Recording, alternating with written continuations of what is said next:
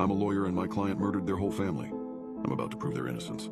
I knew for a fact he was guilty. Since becoming a lawyer, I've seen a lot of disturbing cases throughout my career, but Jacob Cooper takes the cake. When I was assigned his case as a public defender, I actually thought it was some kind of petty joke by my boss. All the evidence proved without a shadow of doubt that Jacob murdered his whole family. The security footage from his closed-circuit network showed everything happening in excruciating detail. How he stabbed his wife first and then used a pillow to asphyxiate his two girls. It was disgusting, and I was meant to defend him? Little did I know that this video didn't actually show the full picture. Even though there wasn't any audio on the feed, watching the struggle his family put up to fight back was the most difficult thing I have ever had to see in my entire career. After reviewing the notes taken by forensics and talking with the DA, I was finally ready to meet my client, or as ready as I could be. The man in the waiting room painted a different picture than the one I had just seen on screen.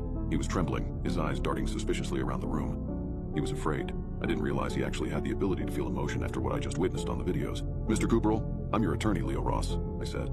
He was acting extremely jerky and overly cautious when he replied. Thank God. I was starting to think this was a setup too. "You're not wearing a wire, are you?" No, I can tell. You're safe." "Good. Maybe there's still time." "Slow down there, one thing at a time." "Just what exactly are you talking about?" "I'm talking about my life, Mr. Ross. The state wants to lock me away for good, but if I do that, oh God, what will happen to them?" "You're not making any sense." "What will happen to who?"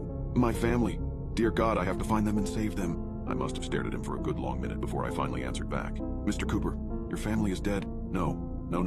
That's exactly what they want you to think." "I'm telling you I'm innocent, Mr. Ross!" There was this dangerous, unhinged look in his eyes whenever he said this. I'm not quite sure why. Call it instinct or maybe those years of experience I touched on earlier. But when he said those 4 words, I wanted to believe him. I took out an audio recorder and sat down across from him. I asked him to explain in detail what happened that night. I was thinking his paranoia might get him to spill. I was so wrong. Instead, Jacob started telling me about how he noticed something was wrong when he got back from work. I don't really know how to describe it, but something felt off, you know? Martha was in the kitchen, my girls were playing video games, except, and this is the part where no one believes me, I know, that they weren't my family. I didn't say a word. I was too worried that if I did, I might freeze up the story he was giving me. They acted like my family, but I knew they weren't.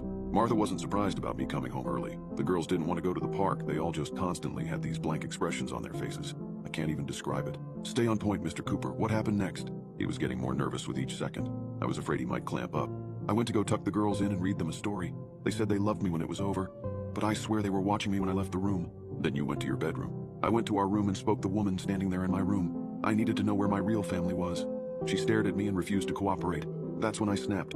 You know what happened. I grabbed her and shoved her to the bed, demanding I see my real wife. You don't believe me, do you?" I must admit that is quite a fantastical series of events. But if you want my support, if what you are saying is true, then I need some sort of evidence. My client looked desperate to provide me with some means of believing his insane conspiracy. And then a look of realization crossed his face. He pulled out a ring from his pocket and pushed it into my palm. Martha's wedding ring. It didn't fit on her